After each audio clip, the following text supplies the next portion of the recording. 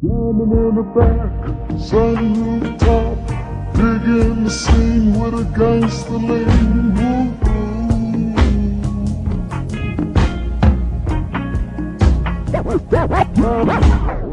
Diamond in the back, sun rooftop, digging the scene with a gangster lean.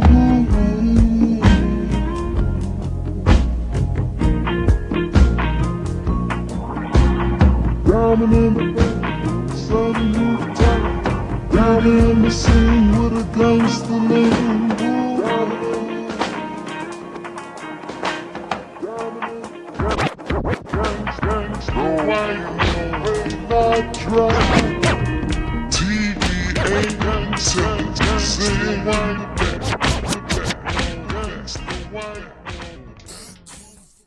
That whole thing happened with me and Tommy. That was damn near a decade ago, man. When did that all happen? When did that happen?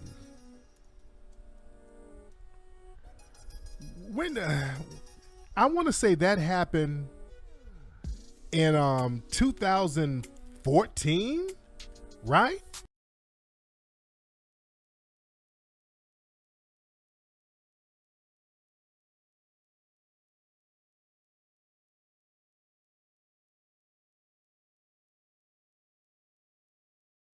Yo, what's happening, world? My name's Raheem Flowers, and I could not keep silent about this. That video in regards to Tariq Nasheed approaching Tommy Sotomayor. Now, both of these two are prevalent figures within this so-called black sector of YouTube. And the interesting thing is, they both encountered each other. How do you ask? Well, apparently Tommy had an interview with DJ VLAD, VLAD TV.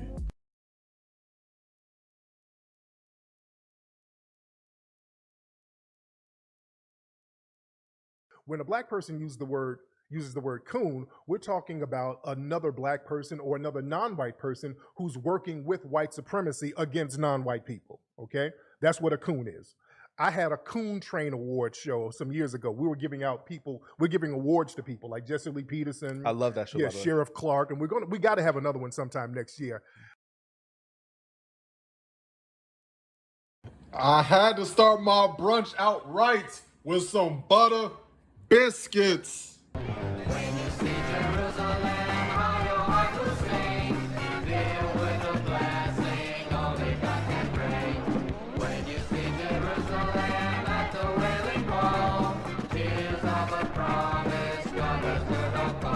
Yo, what's happening, world? Name's Raheem Flowers, and there's plenty of things to speak on. Right now, this is a continuation, the trilogy of them YouTube skirts. So yeah, this is a follow-up. We're talking about the gerbil and a little bit about the Detroit player, Tariq Nasheed, but I want to revolve this heavily around VLAD. So let me just start off by saying, look, I know that I am a non-foundationally black American coon, so I have no right to say what I'm about to say and ask what's going to be asked. But I gotta ask this question though to Mr. Nasheed. Okay, 3 vital questions. First one, not questions, but this is a statement. First statement. Stop calling yourself Tariq Nasheed.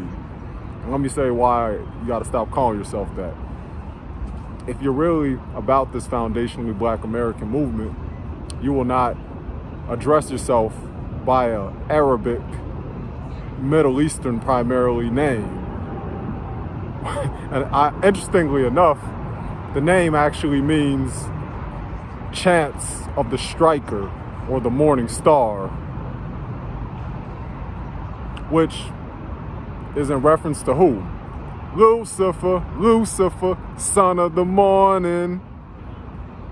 I'm gonna chase you out of earth. But seriously though, you're gonna have to stop calling yourself Tariq Nasheed. If you're gonna have to go back to calling yourself by your FBA name that your mama and your pops gave you, Marcus Sanders. So that's number one. Number two, you are going to have to confront the United Nation and make this a pressing matter. You're gonna have to confront it and come at the UN. That's how we're gonna know that you're making this a very international, essential crisis, since everybody's been eating off the foundation of Black Americans, right? And reparations have never been given to foundation Black Americans in actuality. So that's number two. You'd have to confront the UN. Number three, and I know you ain't gonna do this one because of the lineage of your wife and your kids and your mama-in-law, you're gonna have to confront the Federal Reserves, the same entity that is the equalizer to the finances in the West, in America. But I know that's gonna be a tough one because of the 1948ers. That's gonna be a tough one, isn't it, Marcus? That's gonna let me know that he's really about the FBA, the Foundation of Black American Reparations. That's gonna let me know that you're really about it. Otherwise, this is just another sham. This is just another pipe dream, race hustle that you are doing. Because we all know, well, anybody who knows his background knows that he's a grifter. So let me start off with that. And this all ties into the video regarding VLAD. Tariq made a response to VLAD about the whole beef, or not the beef, the whole back and forth that him and Tommy had when he came down there in California. When Tommy came to California and Tariq was there, and they got into that mandingo. Come on over. We got us a fight going on that's a good bit of fun. You wanted to come at Vlad with so much vehemence. You came at him with the vitriol. You came at him with the contempt to let him know that you, as a foundation Black American, not playing that shit. Fuck out of here, you damn hypocrite. You knew what he was about from the jump. You went on his interview. You had been around him for an hour plus, and you had no problem saying what you wanted to say and utilizing his platform. If he was a suspected white supremacist, he was somebody that you were wary of out the gate. You should have just been like, nah. So either it shows that you don't got integrity, or it shows that you're just really full of shit. So you will talk about white supremacy. You will talk about how he works with the law and he can't be trusted. And then you get on an interview and then you would interrupt another interview, i.e. Tommy's, and talking about Vlad, my man. So you can sit here and pretend like Vlad is somebody that we should see, or so-called Black people should see as an enemy, but then you pulling fuck shit like that. You made a viral moment. You made a world star moment. And you didn't really come at Vlad with the other lineage angle because, you know, they're no different than other white supremacists, even though it's been very clear that they separate themselves from the Goyim and the Gentiles. I may get them butter biscuits, Tariq, but you eating them briskets right now. You shuppers goy. So, following up, he had done another interview with that Flacco dude on Adam 22 No Jumper. And he was talking about, he was going to do a hip-hop documentary, because he wanted to debunk the whole notion of Puerto Ricans and Caribbeans creating hip-hop. And, you know, I don't argue against that. Not at all. Foundation Black Americans are the head of hip-hop. They are the head. That is not an argument. James Brown is the godfather. And I learned recently, shout out to Brother Kel, about there was a gang called the Black Spades who used to play records, and then that is something that transitioned on, and I believe this is like pre-Zulu Nation. They started playing records, and they started to do it more in what we know to be the hip-hop format with the 4/4, and you know, that BPM and tempo and whatnot, that metronome. So it'd be interesting to see what that turns out to be, but it's not really anything that I couldn't learn from doing my own research. Tariq is just gonna get other scholars, he's gonna get other people who are knowledgeable himself, and then he's just gonna regurgitate that shit. He's not really gonna bring anything new to the table or spontaneous or something that would just like keep your mind blown, and something that'll make you pretty much revise your way of thinking. But yeah, his followers are just gonna eat that up like they eat every damn thing up, to the art of Mackin, to the hidden colors, to this FBA movement. And I have nothing against the Foundation Black American Movement, but you're gonna have to answer those 3 questions, dude. If you want anybody to take you seriously and show that you ain't a hypocrite and a grifter, you're gonna have to answer those 3 questions on what you would do and how you would go about it. Now, let's talk about that 1948er for a brief moment. So Vlad, the whole reason that even came about was because he had interviewed the gerbil Livingston, Akademiks, right? And he was talking about how he's done talking to people who do the whole shock jock, men and women, black men, and the manosphere and things of that nature, right? He was just done with the red pill. And he said that like as if he was coming from a place of morality and saying this from a place of not wanting to disrupt the emotional and the mental state of other groups of people, typically women and black women and whatnot. That's why he didn't want to take that interview with Tommy, but you knew what Tommy was about and you were going to interview him anyways. You're not going to just interview a no-name individual, so don't speak like you were completely oblivious. You sound just as foolish as Tommy was when he was talking to me, saying that he ain't know nothing about you when I saw him in 2017, right around this vicinity 5 years ago. I wonder if he knows I'm gonna be in LA. You said something to that effect. I don't remember this. This is back in December 2016 before that transpired. So I know that you just lying your ass off the same way that Thomas was. Now, if you were really concerned about the mental health of other individuals, you wouldn't have brought Mama Duck. You wouldn't have brought FBG Duck's mom on Vlad TV. You wouldn't have brought Orlando Brown on Vlad TV. If you have a troll like Little B, the bass god, calling you out on your fuck shit, then that is a clear indication that you're somebody who everybody needs to be wary of.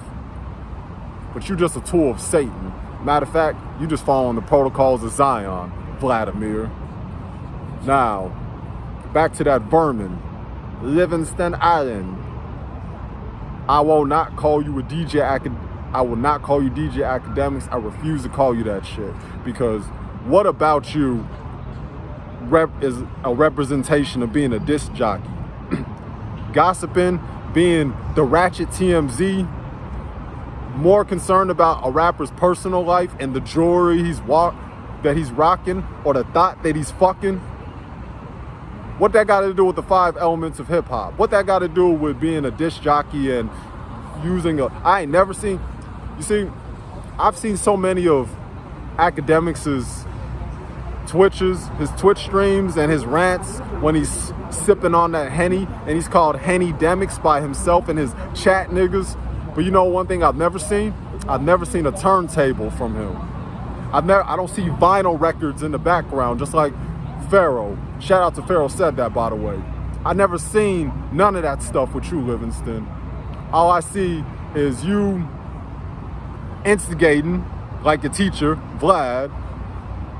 You doing these reactions and having back and forth with other individuals, whether it be John Legend's wife, punk ass, Freddie Gibbs, Meek Mills, and back in the day, Dom is Live, and you out here simping, which I found so ironic that you used to have a hard on thought movement, but then you were simping over a chick like that Angelica woman and a great S thought like Selena Powell. But yeah, so he was out here calling the brothers, the pioneers, the people of yesteryear of hip hop, you were calling them dusty niggas. Who else was calling brothers dusty niggas back in the day? Sydney G. Or Cynthia. Well, still does it to this day, actually. Sounded just like that bitch. Calling them dusty. And you were conflating the financial success with the contributions, the impact, the achievements done. You were conflating those two because you worship that almighty dollar. You worship clout. You worship all your favorite rappers. And let me tell you something. When LL, shout out to the OG LL Cool J. When LL called you out, you know what I find funny? You like to use the word GOAT to describe your favorite rapper. Oh, Drake's the GOAT. Oh, NBA Youngboy, he's the GOAT. All these niggas all these old ass niggas you talking about, man, nigga, there ain't nobody bumping that. Only you old heads, you old niggas bumping that. I want to listen to NBA Youngboy. I'm listening to Drake. I'm listening to the newest trending rappers. I'm not trying to hear all that real hip hop shit. Fuck out of here. That's you, Livingston. You've made a mockery out of my city, Chicago. You've made a mockery out of hip hop. You've made a mockery out of black men. You've made a mockery out of Caribbeans. You've made your whole existence is a fucking mockery. If you wanted me to be honest, you said that within that stream, you said that you were gonna have a YouTube boxing match and you wanted to come in Freddie Gibbs. You ain't never said nothing about Marquette, Devon Burton. You were signed like a little bitch that you are. You didn't come at anybody who really wants to smoke with you. We all know that Freddie's just trolling you. That's all he's doing. He's trolling you and he's just doing a marketing approach. That's all he's doing. He's not really trying to have no actual beef with you. I don't have a problem with Freddie Gibbs. He has a problem with me. You're a joke. You're a clown. And it's time that you get dealt with. And LL, I commend you. I commend the OG for coming at you in such, he came at you in such an eloquent manner. I would have just ripped you to shreds. I would have been like the shredder. Real talk. You say that bullshit and you were talking about me, man. See, LL's better than me in that regard because you don't deserve a civil response. A vermin, a parasite like you deserve your whole damn empire to get crumbled. That's what you deserve. You deserve the worst type of punishment. Like, there needs to be a divine retribution for a rat like you, as well as your teacher Vlad, as well as Adam 22 No Jumper. It ain't popping. Like, we're the ones making it popping. We're the ones who, like, you can't talk about hip-hop without talking about me, without talking about DJ Vlad, without talking about Diamonds Live, without talking about Say Cheese TV. That's what your corny ass said, right? Nah. Y'all made hip-hop get morphed into a WrestleMania, WWE. Y'all have helped perpetuate that. Oh, and P.S. Tariq, this will let me know that you're serious about this hip-hop documentary.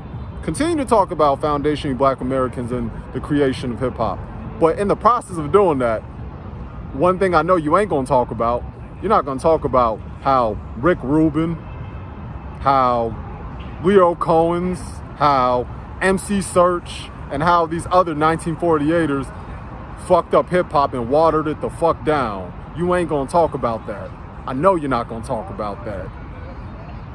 You talk about us coons, you talk about the tethers, you talk about anybody who doesn't agree with you and challenges you on your world views, but you're not gonna talk about the elephant in the room. We know you're not.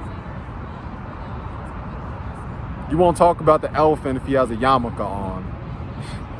We know how you operate, Marcus. But yeah, back to you, Livingston. You. What did you say about why you DJ? You said that you DJ not for the love of hip hop, not because you grew to have an interest and a fondness of the genre, of the culture, of the music. It's because you did it.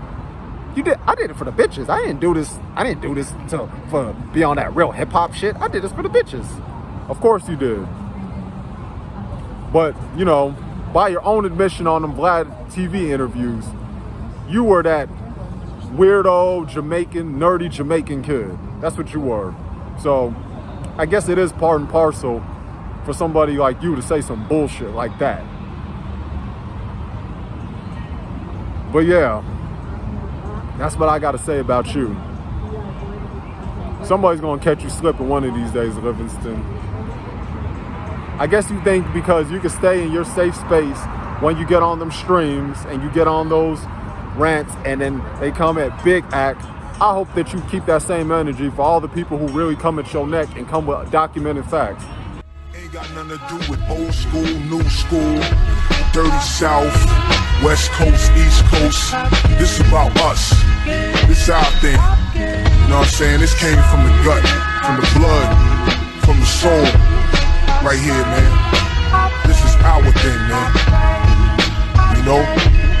So I say what I say, and I say what I say, and I mean it. I take it how you want to take it. Because if you ask me, why is hip-hop dead? It's a pretty good chance you the reason it died, man. It's a pretty good chance your lame ass, corny ass is the reason it died, man. You don't give a fuck about it, you don't know nothing about it. You want this paper, be a hustler. You a hustler, you ain't a rapper, get your paper, man. You know what I'm saying? But this rap shit is real, bitch.